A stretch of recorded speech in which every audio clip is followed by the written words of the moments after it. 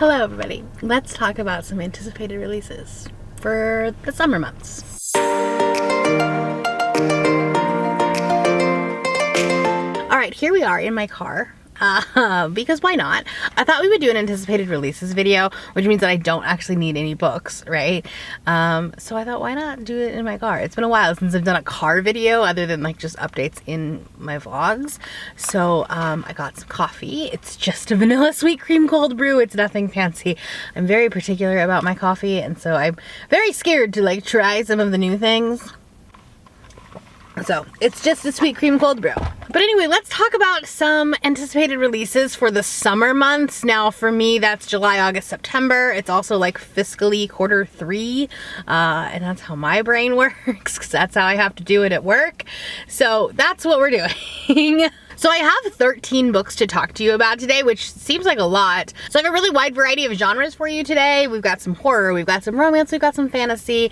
It's gonna be a good time. I don't know how much I know about these books, but we're gonna try to give you a good perspective here. The first one I have is Role Playing by KATEE Yardley. This one actually is already out if you have Kindle Unlimited. Like, it's already out on KU, but it's coming out traditionally on July 1st. And I will definitely be picking up a like paperback of this because it looks so cute. This has a couple of older protagonists, like love interests. They're like middle-aged and they are gamers. They grow an online connection and then like end up meeting in real life, I think. But I think like she's in her 40s and he's in his 50s maybe. So I'm really excited about this one. Then coming out on July 4th, we have a fantasy romance in North Queen by Nicola Teish. I know very little about this book, but like the cover speaks to me in a certain kind of way. And it sounds like it's gonna be like very political and like her basically trying to escape death. For me, fantasy romance, like I prefer ones that are slower burn and like actually more of just a fantasy that like have a romantic subplot, if that makes sense. And I feel like this one is going to be this. It is a chonker coming in at like 550 pages. Next up, coming out on July 11th, Darcy Coates with Dead of Winter. This is a like snowy, isolated, secluded cabin kind of thing, where they're like all kind of claustrophobic. It's a very isolated setting, and then their tour guide goes missing only to show up the next day with his head severed. So that sounds terrifying. I really enjoy Darcy's books. Not all of them have been wins for me, but this one does sound really good, so we'll see. Moving into August, first up we have Crossed by Emily McIntyre. Emily writes the like dark kind of Disney retellings. I guess the Wizard of Oz one is not Disney retelling, but this one is Hunchback of Notre Dame, which is one of my favorite movies and like stories. So I'm very hopeful for this one. Also, the cover is just absolutely stunning. I'm here for this. Also coming out on August 1st, this is going to be a rough day for my wallet, Kiss the Girl by Zoraida Cordova. This is part of the series that If the Shoe Fits is in. This is the third one. I haven't read the Beauty and the Beast one.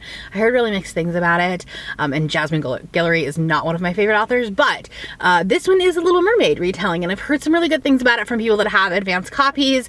So I am hopeful that this one is good. I probably won't like purchase this one on release day, but these usually are on Hoopla or at my library, so I can at least get it there. And then also coming out on August 1st, Elizabeth Acevedo is writing another book. How did I not know that this was a thing until I was doing research for this video? But that is a family lore, and I believe that this is actually her adult debut, which I'm very excited about because I do love Elizabeth Acevedo, but I really haven't read her books since I haven't read YA, or I haven't enjoyed YA as much. So I'm curious to, like, I would be curious to see if like I went back and reread them, if they would be as good as I thought they were. I don't know. But this is an adult debut, and this is about a girl who can foresee like people dying, and so she decides she's going to throw a living wake because she foresaw someone's death, but she's not telling anybody whose death it was. So I think there might be a little bit of a mystery there. I don't know.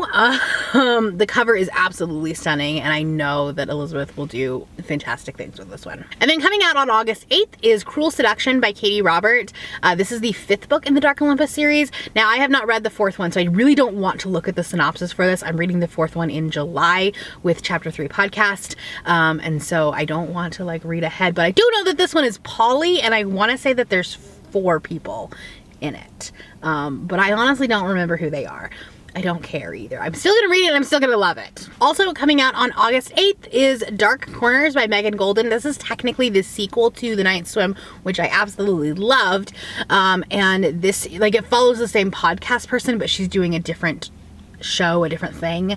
And this is about a man who is going to be released from prison, but he was suspected of several murders, and then I think it's one of the victims, like, actually goes missing right around the time that he's supposed to be released. They suspect that she was kidnapped. So this is going to be really good, and I assume that this will be a book of the month book. I don't know for sure, but all of her books have been in the past, so I'm hopeful. Then coming out on August 22nd, we have The Midnight Kingdom by Tara Sim. This is the sequel to The City of Dusk. And I know that there was a lot of people that didn't like this book. I didn't mind it. Like, I think I gave it 3.5 stars. And I can see the potential. So I do want to read the sequel. I will probably have to read the first one again just to remember what happened, because a lot happened. So I will probably need to reread it. But I think that, like, she had something that she was trying to do, and so I'm hopeful that the sequel will, like, continue on with that. I don't know, we'll see. Like, if I don't like the sequel, then I won't continue with the series, but I'm hopeful that this one will, like, at least be a little bit better. Next up, an author I've never read from before, but I saw this cover on NetGalley and immediately hit request. So I do have an arc of this one. I haven't read it yet, but that's Curves for Days by Laura Mower. This is a plus-size grumpy sunshine romance where they're trying to build a house. Like, so it's the contractor, and he's, like, burly and gruff and da-da-da, and like, he is, like, the contractor for building her house, I think. It sounds like it's gonna be adorable. Moving into September, on September 5th, we have Fly With Me by Andy Burke. This is a sapphic romance that takes place at an airport, or, like, sort of. So essentially, a woman who does not really love flying, but she's flying somewhere to go run a marathon, and she's a nurse, I think an ER nurse. In the air, there's a medical emergency, and so she ends up, like, saving the guy's life, and then for reasons unknown, her and the co-pilot start fake dating. I don't know why. I think it's because, like, they end up landing where they're not supposed to be, and so she's like, okay, well, I'll continue, like, I'll fly it with you onto your actual location, but you have to date me. I don't really know. I don't know, but it sounds like it's gonna be a hot mess and really cute. September is really giving it to us with the sapphic romances. On September 19th, we have Cleat Cute by Meryl Wilsner. Meryl Wilsner is the one that wrote Mistakes Were Made last year, and I absolutely love that book. And so this one, it says it's for fans of Ted Lasso. I think it's gonna be like Roy and Jamie, but make it sapphic, because, like, they're kind of at odds with each other. And it, like, one is, like, the star of the team, and then someone else comes in who's, like, you know, the hot shot. So I'm like, it's giving Roy and Jamie season 1, but, like, actually make it sapphic. So I'm here for this one. Lastly, this technically isn't an anticipated release for most people, but it is for me, because the paperback is coming out for Fury Song by Rosaria Munda, and that's on the 19th of September. I already have it pre-ordered because I had the paperback in the first two, and then I, like, had to just listen to Fury Song on audio, and I don't have a physical copy of it because I didn't want to buy it in hardcover. So for me, it's an anticipated release. I've already read it. It was amazing. It was 5 stars. This is the final book in the Fireborn series, and I'm excited to have my full complete set on my shelf.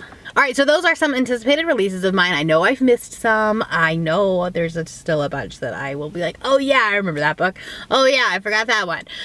There's also not a lot of indie books on here. Those tend to get announced very shortly prior to publication, so there's not a lot on here. But let me know down in the comments below a book that you are anticipating for July, August, or September, and then I'll, you know, add it to my ever-growing list. If you're not feeling chatty, you can do some sort of drink emoji. Like, I don't know if there's actually a coffee emoji, but, like, I actually haven't drank this coffee the entire time we've been talking. So that was kind of a fail on my part. But anyways, that's all I have for you today. If you're new here and you have not yet subscribed, there's a little button that you can do so down below the video. If you'd like to hang out with me more, the links to my Instagram, Goodreads, Twitter, and my Patreon are linked in the description below. Thank you for watching, and I will see you next time. Bye!